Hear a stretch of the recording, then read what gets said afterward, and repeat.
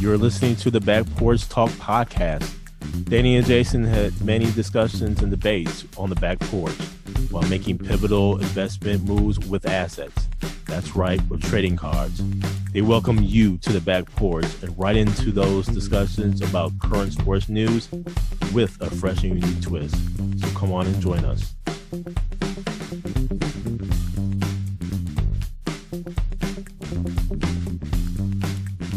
Welcome to the Back Porch Talk podcast. I'm your coach, Jason. This is your coach, Danny. Fans, we got a good show for you today. We'll talk a little bit about the NBA playoffs, and then we'll go into a little bit about some golf and just a tad bit about Major League Baseball. But first, Danny, right into the NBA and where the final game of the season happened yesterday. And now we have the playoff seeding solidified, and we have the playoff matchups. Mm-hmm. Of course, in the Eastern Conference, Milwaukee Bucks, number one seed overall in the NBA. They'll match up against the play-in winner, which would be the 8th seed. Boston Celtics, number 2 seed. They'll play the play-in winner, which would be the number 7 seed. And then we have an interesting playoff scenario here, playoff matchup between the Philadelphia 76ers against the Brooklyn Nets, and then Cleveland Cavaliers against the New York Knicks. This is vying for a second round unlike any other. First, I'll say I see Boston advancing in the first round. I see Philly advancing in the first round, which means that those two would match up in the second round, which we have predicted. Mm-hmm. I see Milwaukee winning the first round against whoever that play-in winner is, and then they'll match up against the winner of the Cleveland Cavaliers New York Knicks series, which I'm giving it to the Cleveland Cavaliers. The second round is going to be a beast in the Eastern Conference. What say you, Danny? Yeah, Jay, I agree with everything you said. I don't see any major upsets in the Eastern Conference in the first round. Once we get to the Western Conference, we'll talk about that. But I think from the Knicks' perspective, with Julius Randle being questionable, I think that may impact them beating Cleveland. I think they can beat Cleveland, but with Julius Randle, they're not sure exactly when he's going to return. So with him being out, I think that gives Cleveland the upper hand. The one that may be tricky, it kind of depends how this play-in goes. I'm looking at Miami, and if they come in and they win tomorrow night, them playing Boston, it's not going to be an easy series for Boston. That may be where the Bucks may have an advantage if you look down the line, because Miami's underachieved this year.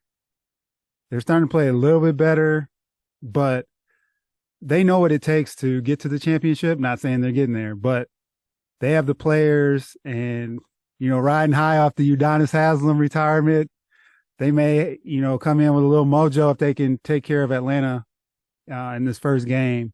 So I think that may serve Milwaukee well if Miami can get to that Boston series and kind of wear down Boston, because they play that grinded out, strong defense style. And they're kind of similar teams that way. Brooklyn, Miles Bridges has been hooping, man. Mm-hmm. Mm-hmm. And they could catch Philly slipping, but I think Philly can take care of business there and make it to the second round. Yeah, Danny. Now the Western Conference, and where the Denver Nuggets has that number 1 seed, Jokic has been hurt, hasn't played.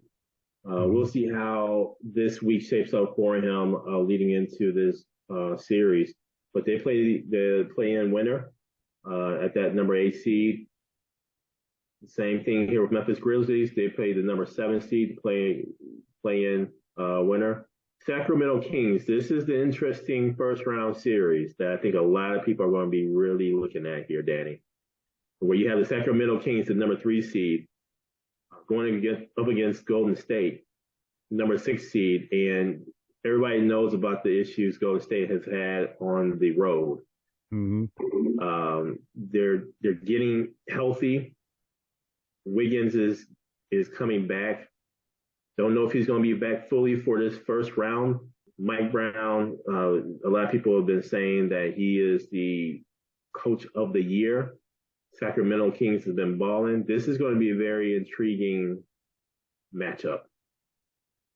And then you have the likes of Phoenix Suns against the LA Clippers. Whew. Paul George may not be back for this one. So Mhm. this is going to be interesting to see how this series shapes up. Now you have KD, who I believe the Phoenix Suns are 8-0 when he's in the lineup, faced off against Kawhi Leonard.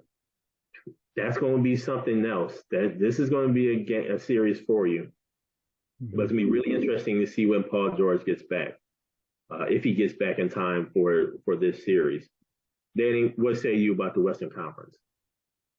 Jason, I look at these matchups, and this is where I think a lot of upsets are possible in the Western Conference versus the Eastern Conference.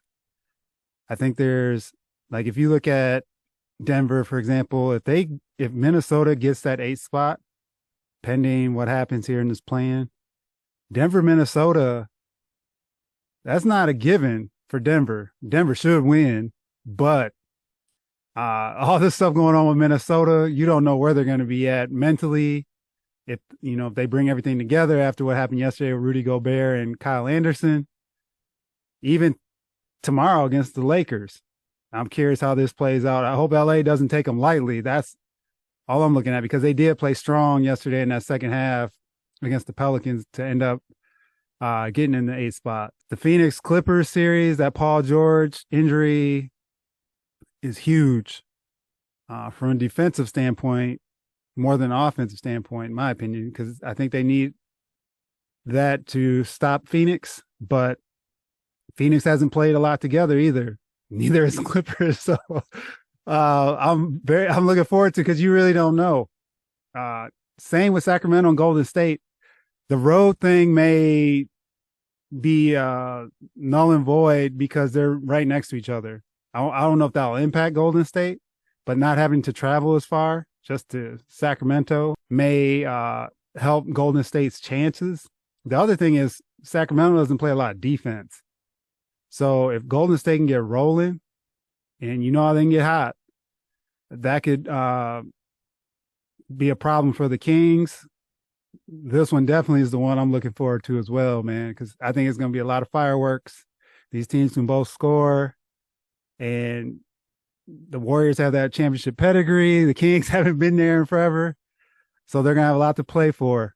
And then that Memphis, if the Lakers win tomorrow night, with Steven Adams being out, will those injuries from the Memphis side of things impact them where the Lakers can expose them down low for Anthony Davis to get off and kind of carry the Lakers through the series? But Memphis is up and down, and the Lakers with those trades, that's why this trade was huge at the deadline, because now they have some youth that can hang with Memphis and kind of slow them down. So I'm very intrigued with the Western side of this bracket to see how this shapes up. And there could be, like I said at the beginning, there could be a lot of upsets here if these teams don't come to play. Like you said, Danny, this Timberwolves Lakers playing, this is going to be something interesting here. I don't know what the hell going on with Minnesota, man. This is a whole lot happening. You got Rudy Gobert punching. You got the other individual's name punching the wall, break his hand. He's out for the rest of the year. Mm-hmm. Defensive presence on the wing. All I gotta say is, Danny, I don't know what in the world's going on in Minnesota, but I will give them this. Rudy Gobert got suspended for this game. To me, that speaks volumes in terms of the organization and how they value their players. And what I mean by that is we saw the video of Draymond Green Mm-hmm. at the beginning of the year. There was some action, but no action, if you will, in terms of, yes, Draymond Green got fined for an undisclosed amount. Don't know what happened behind the scenes, but there was no suspension by the organization, by the team. Here you have a suspension. I think you got to give some props for that. But at the same token, this could be a detriment to them winning in this game against the Lakers. The Lakers having size, more defensive presence, etc. So this is going to be interesting to see how this really plays out. And now, Danny, on to a little golf here with the Masters. The big story is not necessarily that Rahm has won. the Master tournament, but it was the withdrawal of Tiger Woods due to him re-injuring the foot, plantar fasciitis, and you could tell just by his limp that he was struggling. I mean, you had it kind of being warm at the beginning of the tournament, and then turned cold, rainy, cold, play was suspended, etc. Danny, Tiger mentioned that he doesn't know how many more of these he has left in him. This to me was a pure indication that he definitely has thought about this. I don't think he's going to go out the Masters tournament the way that he went out this past weekend. I see him probably one more Masters tournament, maybe two, but definitely one more. Mm-hmm. And I think that would pretty much be it for Tiger in terms of what we have seen. If I'm not mistaken, the senior PGA, they're able to use golf carts, things of that nature. We'll see, but from what people have said, the Masters golf tournament is one of the toughest golf courses to walk, and so I don't know how this would go with other tournaments that he participates in moving forward. But nonetheless, Danny, to see Tiger just being out there, that's a huge accomplishment. That's a win. To see him make the cut, barely, that's still a win, considering what the alternative could have really been there. What say you about the Masters golf tournament, Danny? To address the Tiger thing, I think he's going for that record. So he's tied that all time. There's 23 cuts in a row. So he's going to whatever he has to do. If he has to take off the rest of the year, whatever he's going to do, depending on his health, he wants that record. So if he can clinch that, that could be a swan song, so to speak, for the Masters standpoint with him. Yeah, it was tough, man. I didn't think he was going to make the cut the way he was playing initially, but he turned it around and he knows that course like the back of his hand. So I think it was kind of the writing on the wall once he got to the third round, and there was no need to push anything. What was the point? So he made his cut. He tied the record. So now he can go for 24 next year, health wise, if he is able to. And then as far as the tournament was concerned, the Live Golf tournament, golfers, man, Koepka had it, and he wore down at the end where Rahm walked him down and blew right past him. But Phil Mickelson shot a 7 under yesterday. Who saw that coming? And so it was interesting just watching that dynamic as well, and how they're trying to play it in the media.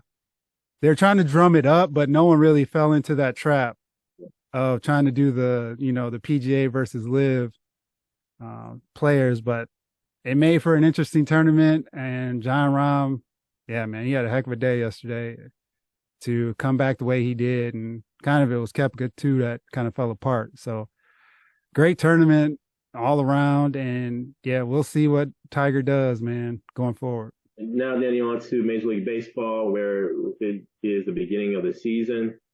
There are estimates that this pitch clock is actually working, Danny. There are estimates that game times are down on average of 31 minutes. That's crazy, man. Mm-hmm. I'm happy that these games are down 31 minutes. You know what I wonder, though, Danny? I wonder, how do the pitchers really feel? Now they have to wind up a little bit sooner. Yeah. How does that really tire on their arm? I can see, and I didn't get some stats on this, but I can see more pitching changes happen. What say you about this pitching clock? I think it's one of those things, Jay, over time. Once we get into, say, June, we'll kind of see how, a couple guys have had a few starts under their belt. The relievers had a bunch of games under their belt. We'll see how they're starting to play and how these managers manage the game and manage their bullpens, I should say. Because then you'll really know if they're really if start dead arm starts kicking in or any type of injuries start popping up after a couple months, you'll get a feel for that. And two, the weather changes, so that may help because right now it's in some of these cities they're playing in, man, it's cold.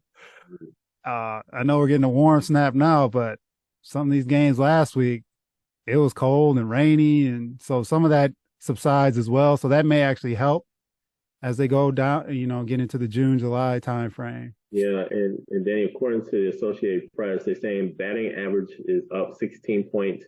Stolen bases have spiked 30%. And like we mentioned, the average time of the game is down 31 minutes, which is on track to be the sport's lowest since 1984. Wow. That's a long time, man. Yeah. You kidding me? I mean, it's like they haven't made improvements to the game, but I think with baseball, it's all about the stats and the historical nature of those stats and everything. So they try to keep the game consistently the same as much as possible, so that way you can have comparison. I think with the NBA, they've decided to kind of move forward with how the games are done. We talk about the best player in each era of the NBA game because obviously things have changed. They've modified the rules, hand checking, the 3-point line, whatever the case may be. That's what the NBA has done. And so now it's hard to compare the eras, who is considered the best. I think with Major League Baseball, they've tried to for so long keep that consistent, keep the game consistent, so that way you can compare between eras. So yeah, this is going to be interesting to see how this shapes up and how we as fans look at the game now, pre-pitch clock versus post-pitch clock, and really compare the eras here. And now, Danny, just as we're talking about baseball, we got to talk about these Milwaukee Brewers. It looks like the Brewers are in first place for now. We got a long way to go in the season, man. We're only 9 games in. Yep. But the Brewers are 7-2 in this division. 1 game behind us, the Pittsburgh Pirates. So, yeah, this is going to be interesting. But you also have the likes of the Tampa Bay Rays, 9-0. Again, this is early. We got a whole lot of games to be played. But, man, this is interesting. I think, quite honestly, I think a lot of teams are still adjusting to the speed now of the game and really adjusting to the pitch clock, like we just mentioned, and really adjusting to the teams. The Brewers are a younger team. And so I think these pitchers and teams not seeing how these younger players have really played and how to pitch them. I think it's just a matter of time before the Brewers come back down to earth, come back down to reality. But nonetheless, man, you got to celebrate when you can celebrate. And we're going to celebrate Brewers being in first place. What say you, Danny? They're actually hitting the ball. So what was our gripe last year? They couldn't hit. Yeah. And so these young guns are coming in, man. They're hitting the ball. They're pitching well, except for Burns. Burns has had a slow start, but if he can get his act together, that's their ace. So they need him to get going. But with him struggling, they're still 7-2. St. Louis is sitting at the bottom of the division. This is how they usually do, man. They start slow, and then once the All-Star break hits, then they decide to hit the gas and turn it on. I'm hoping Milwaukee can keep hitting the ball, just hang around. And then, like we talked about a couple weeks ago, then we'll see what management does, because if they're playing the way they are and they can stay this way, what will management do? Like, are they going to tweak the lineup, just roll with what they have, bring in a bat or two or a veteran or something? So curious to see what they do. And, but I'm liking what I'm seeing. It's exciting just from the standpoint that they got off to a hot start. And like you said, it's a long season, so we'll see if they can maintain it. Back to your Tampa Bay Rays comment, they've won every game by at least 4 runs, which is the first time since like 1940 or 1930 to start the season as well. So they're knocking, their offenses is off the chain right now as well. So it's also goes back to the offense being up with this pitch clock. So we'll see if some of these things, these numbers kind of come back to the mean, so to speak, as people get adjusted and teams start scouting and understanding how to play these games with the new rules in place. Just as we were talking about the Milwaukee Brewers and everything, we got to really put a highlight here on Christian Yelich. So according to Sports Track here, Christian Yelich's contract is $26 million base salary with $22 million adjusted. And that goes until 2028. In 2029, he has a base salary of $20 million. And then in 2030, he's an unrestricted free agent. There's some things here to be noted, though. $28 million is deferred. So that's $4 million per year. In 2029, there's a mutual option that includes a $6.5 million buyout. If the mutual option is declined, that deferred money is paid at $2.5 million each year from 2031 to 2042. And if that mutual option is exercised, again, this is in 2029, that deferred money is paid at $2.3 million each from 2031 to 2041, and then $2.7 million in 2042. There's a no trade clause in his contract, and then there's some incentives here if he becomes MVP, All-Star, Silver Slugger, etc., Golden Glove, etc. But at the end of this contract, Danny, Christian Yelich would be 38. Mm-hmm. So when he's unrestricted free agent, he would be 38. So this could potentially take him to retirement. And then he has these clauses, this mutual option clause, that would basically carry him through in retirement. What say you about this Christian Yelich contract? This also speaks to the Brewers and how they're playing, where Christian Yelich, their highest paid player, is not performing. He hit a home run yesterday, but the last few years, man, they've been missing the hitting and they've been missing Christian Yelich. And for them to be under this contract until 2029, 2030, and then they have to pay him the next 10 years after that, depending on how that goes and how much they owe him, is a detriment to the team, man. We talked about offline, man. If Yelich was in LA or New York or one of these bigger markets, he'd be getting dragged over the coals. But since he's in Milwaukee, he kind of flies under the radar. And now that with them playing the way they are, he's just sliding, but he's making all this money, which hamstrings them as an organization, because then they can't bring in other players to help the team with this contract sitting on him. And at the time he signed it, it made sense. It was a team-friendly deal. But then right after he signed it, man, he got injured, and we just don't know what's going on, if it's mental, if it's physical, if there's something else going on that we're not privy to. But it's tough to see what he's costing them and how he's impacting them in the future, especially with the deferred payment piece. That's huge, Danny. In his MVP campaign, he batted .326. The year after, batted .329. I believe that year he did get injured towards the end of the season, because otherwise he would be possibly the MVP 2 times in a row there. He was second in that voting. And then the batting average slipped: 205, 248, 252. And this year so far, he's batting .257.